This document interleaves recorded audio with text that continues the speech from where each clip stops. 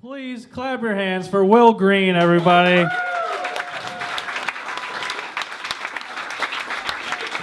Thank you, Aaron. Thank you, everybody.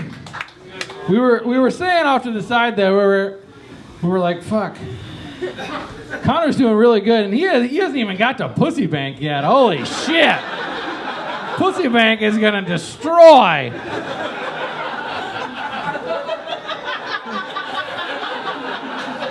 And that was true. That was true.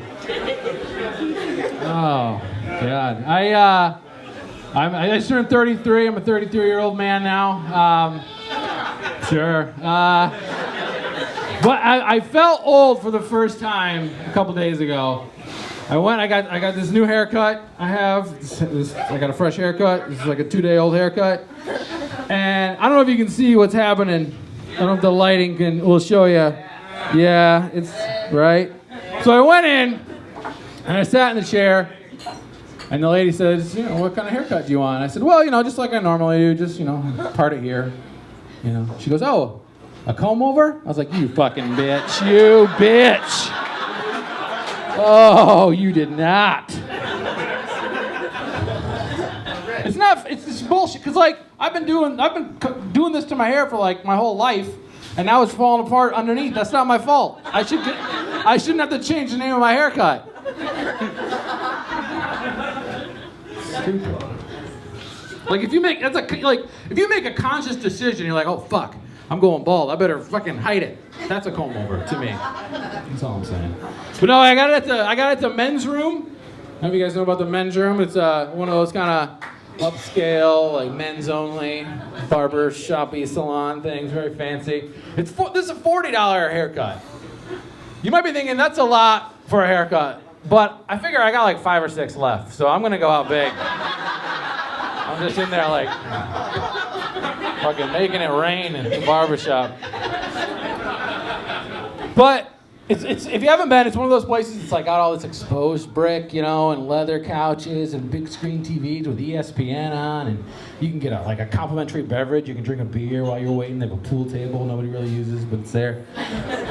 And then they've skirted hiring laws, right? Because it's just for dudes, so they just have all these attractive women who are there to cut hair. So one of these ladies comes over, and she takes you over, and she sets you down. And they don't start with a haircut. That doesn't come yet. They start with a stress-relieving scalp massage, right?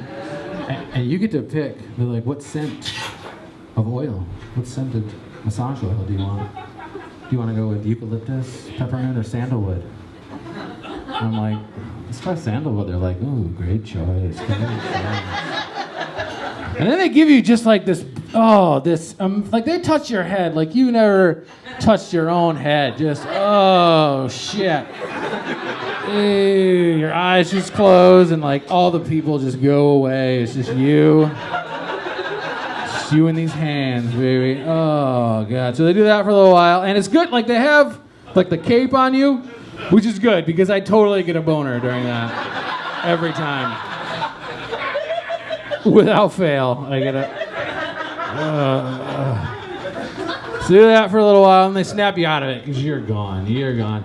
And they take you over to the sink to do the shampooing, and again you get a hot towel on your face now, and again you get to pick some stress-relieving oils. And they're like, "What scent do you want to go with now? Do you want to go with eucalyptus, peppermint, or sandalwood?" And I'm like, "Stick with that sandalwood." They're like, "Great choice, great choice." So put that on there, and then again, just the shampoo. I don't even they need to teach me how to do it because I don't. It's fucking great. She's got this comb that she swirls around your head, and you just feel it all the way up and down. And again, the hot towel is very important because if that was not there, you would see what my face looks like when I come because it is incredible.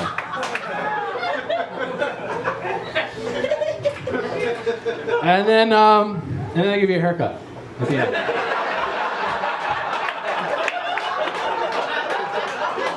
Hands down, the least important part of that transaction. But it's not even a great haircut. I don't even really care about that. And I'm probably gonna stop going because it's kind of. I get that it's kind of on the prostitution spectrum a little bit. There's regular doing it. I think you can pay people to poop on you, stuff like that. That's down here. And then way over here is getting your hair cut at the men's room for me. But it's not the lovely ladies, it's not the oils, it's not the massages, it's not any of that. The best part of that whole transaction is that someone says, hey, what do you want to do? And you say, oh, I want to go with sandalwood. And they're like, great choice. That's the best part. That's what I just need more of that in my life. Like, what? Hey, Will, do you want to eat this whole pizza, or are you just going to eat half of it? I'm going to eat the whole pizza. Great choice. Great choice. Such a good choice. Hey, Will, you going to go to work today? You thinking about calling in? I know I call in. Oh, gosh. Such a good choice you just made.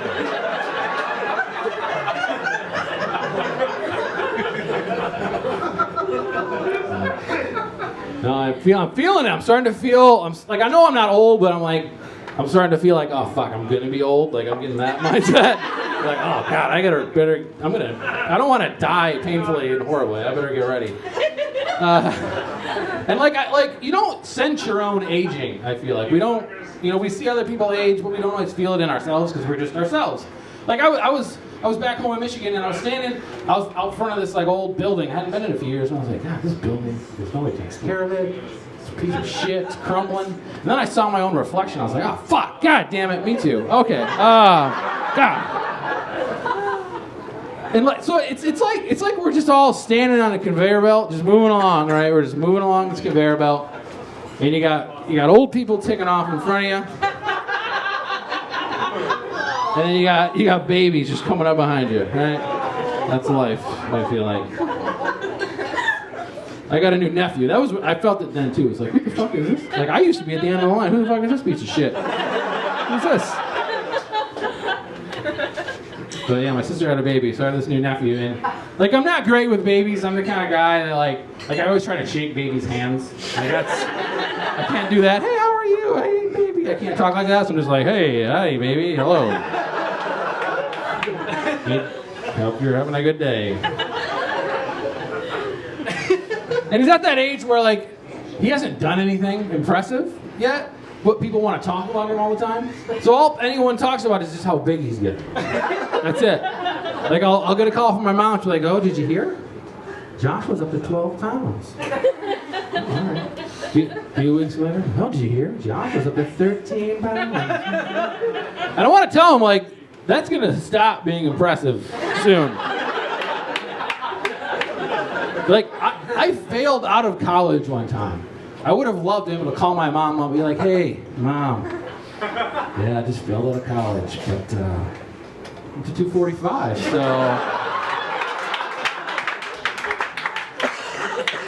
Not so bad. My sister did the whole, does anybody ever have kids? I just want to check. Good, I'm gonna shit on stupid things pregnant women do. All right. So my sister did the thing where, you guys heard of a gender reveal party? You guys are aware? If you're on Pinterest, it's a new thing. It is a new thing, and it's stupid. If you don't know, here's what a gender reveal party is. All right. So you go to the doctor. Well, first you get pregnant. That's step one. Step one, get pregnant. Then, later on, you go to your doctor to find out the gender of your baby, all right? You get gooped up, right? It looks a lot like this, really. Just get gooped up. They look in there, they see what gender your baby is. Now, they don't tell you what gender your baby is. The doctor secretly writes it down on a piece of paper. It's in an envelope. Gives you the envelope. You don't open it, because it's a secret. You take that envelope to your nearest supermarket, all right? You go to the cake area, to the bakery, and you give this note from your doctor directly to Ray, who works behind the counter at the supermarket. That's the order you want for knowing the gender of your baby. You want to go doctor, guy at the supermarket named Ray who worked behind the bakery counter. So you give that to him, he takes it, doesn't tell you, keeps it a secret still. Now, if it's a girl, he's going to bake you a pink cake, frost that shit up. If it's a boy, he's going to bake you a blue cake. Frost that shit up, all right?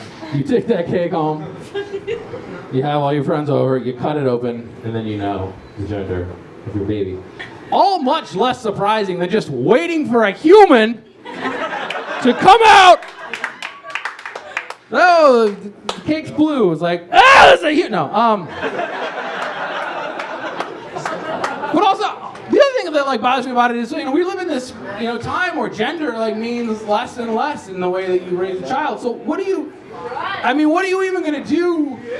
Like, why does it even matter, I guess? I guess the only effect is maybe like what color you're gonna paint the bedroom, but then like, you can just take that note to Home Depot, I feel like. Give it to the 18-year-old who works in the paint department. Have him shake you up a can of blue, take home with you. She was just doing all the stupid shit. She also did, there's another thing that pregnant women are doing, which is getting a cast of your pregnant belly and tits. You get a cast made of this area of your body while you're pregnant. I have no idea what you would do with that immediately upon getting it done. What? Like, the only thing I can, just looking at it, I feel like you could use it as, one of those cool, party bowls, right?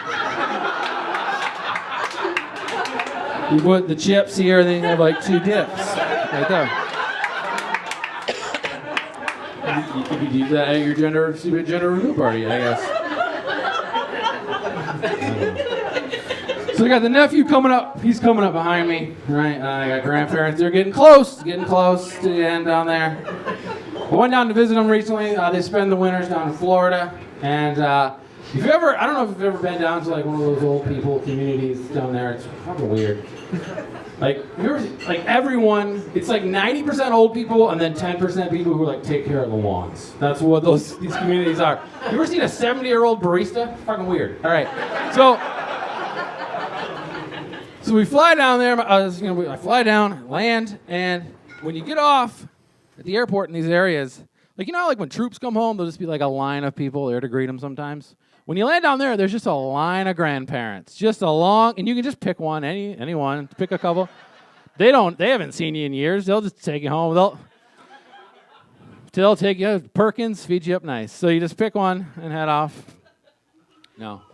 But of the whole trip from Portland, Maine to, I was on Fort Myers, Florida, the scariest part, I flew through the air very fast.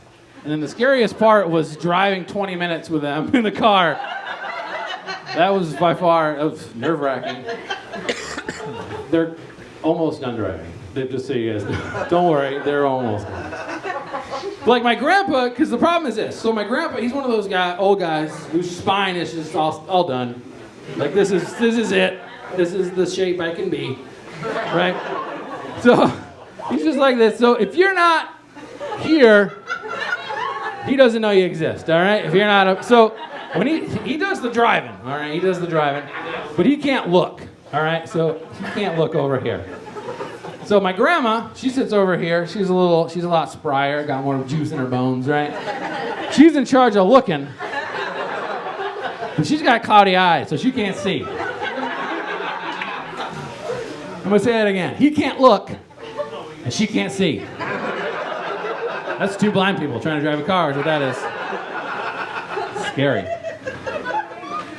Down there, though, they have panther crossing signs every few feet. It's a little weird. I don't know why the fuck we put the old people and the panthers in the same area. Seems like a bad idea. That's why they live in those gated communities. Those are panther fences. That's what that is. Here in Maine, we have moose crossing signs quite a bit. I'm from Michigan. We have deer crossing signs all over the place there. But for me, coming here, when I see a moose crossing sign, I tense up. I get a little scared. I do. I'm gonna stop one of these big bastards. I was trying to figure out why I get like that when I see the moose crossing sign. I figured it out. It's literally just the way they're depicted on the signs. Because the deer, he's jumping. He's trying to get out of the way. He's like, I'm sorry, I was in the road. That is my fault. Let me get over here. Go ahead. But the moose sign, the moose is just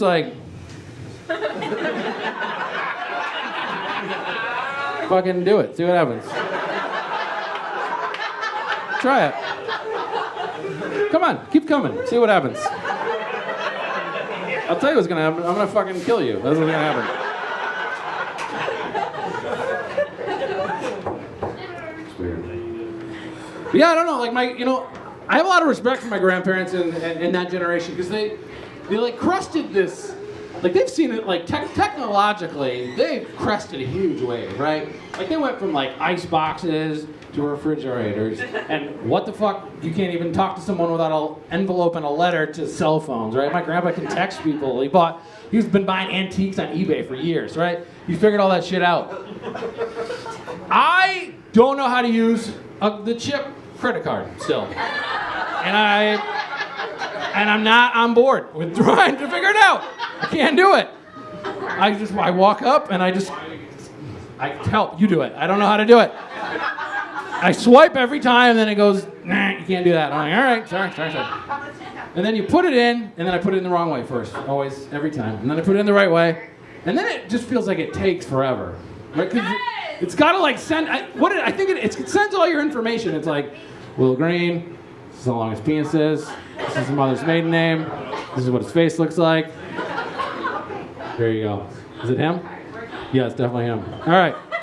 So you put it in, and you wait. And then when it's done, they pick the worst, you're all done and you did it right noise. I'm like, what? I did. It's me. Look. Check it out. And it's like, oh, you did it right. Like, why can't, they could have gone with a nice ding, would have been fine. Or just, you did a nice job. You did it right. That would have been great if it would just tell me. But yeah, I think about all the hardships that my grandparents had, like they grew up during the Depression. They have stories of like, one time we only ate potatoes for a month and we had to make underwear out of flour sacks. Those are real stories they have. And I was thinking like, what am I gonna tell my grandkids was hard about my life? I thought of one thing, and it's not even that good. It used to be really hard to find porn. That's all I got. It used to be almost impossible to find pornography. Kids now, all they need is like an iPad Touch and a Starbucks with Wi-Fi, and you can find whatever you want. But the first time I ever saw pornography, it was in the second story of my best friend Paul Peterson's dad's barn. We found a dusty old box of Playboys from like the late 70s, and we'd climb up, we'd sneak up in the barn, and we'd sit with our legs dangling on the rafters looking at Playboys. We could have easily died trying to access pornography. I like to imagine that death sometimes. 2 10-year-olds just plummet to the ground. Our heads crack open on the cement floor. And then just like butterflies of pornography rains down around us.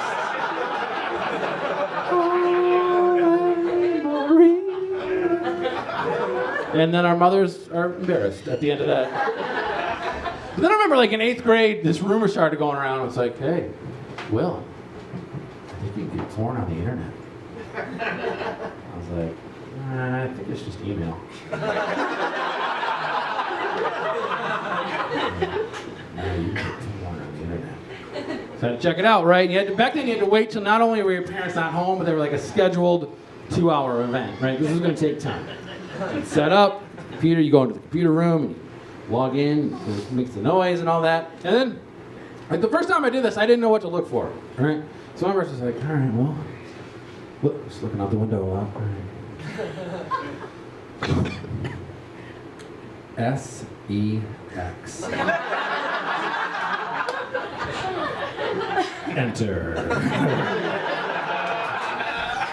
And back then, they didn't have videos on the internet yet. That wasn't a thing. So it would be pages of all these text descriptions of what the picture was gonna be, right? So it'd be like lady without a shirt on. You'd be like, all right, lady without a shirt on. Let's try it out.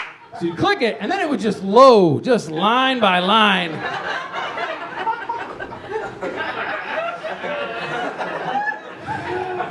You're like, well.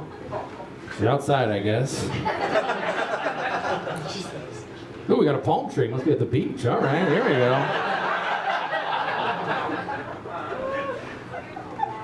Beautiful eyes on this gal. Beautiful eyes.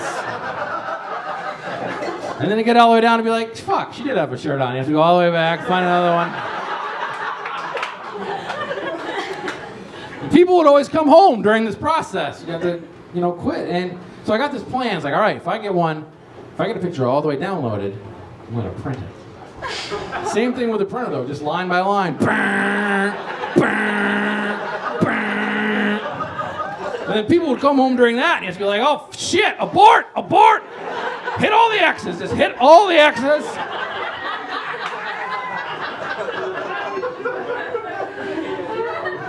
I remember one time my mom, she was looking for stuff in my bedroom, and she found just this stack of all these half photos. Women surprised about something.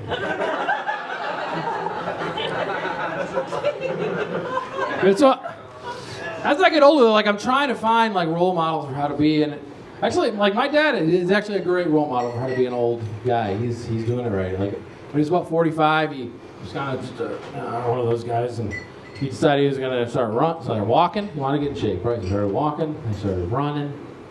They did a 5K, 10K. Did a couple of marathons. They did a bunch of Ironman triathlons. You guys know what an Ironman triathlon is? If you don't know, here's the stats on an Ironman triathlon. First of all, it's a race nobody makes you do. First of all right? No one's forced into this shit. You swim for 2.5 miles, which is farther than I like to walk. Then you ride a bike for 114 miles, which to me is an annoying drive. And then you do a marathon just to cool down, I guess, just to ease out of that. Oof! Just gonna sprint for fucking 28 miles. And it's weird for me, because every time I go home now, like normally guys my age, they go home, they're like, hey Dad, you wanna go shoot some hoops? Play some catch for old time? My dad's like, nah, you go ahead, I'm just gonna stay here on the porch.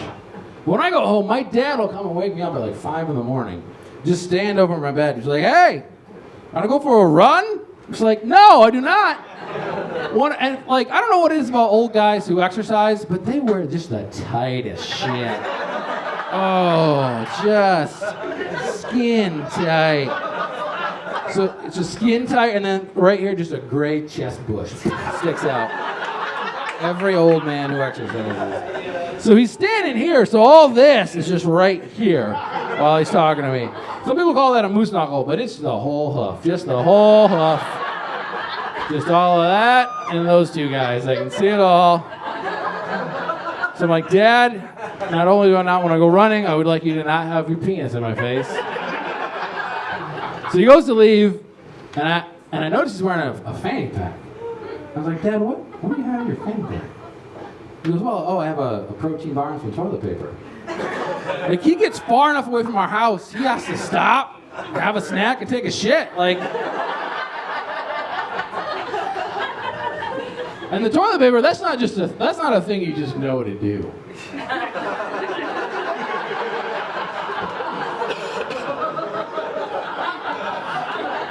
That's a lesson he had to learn. All right, thank you so much, guys. That's it for me. Thank you.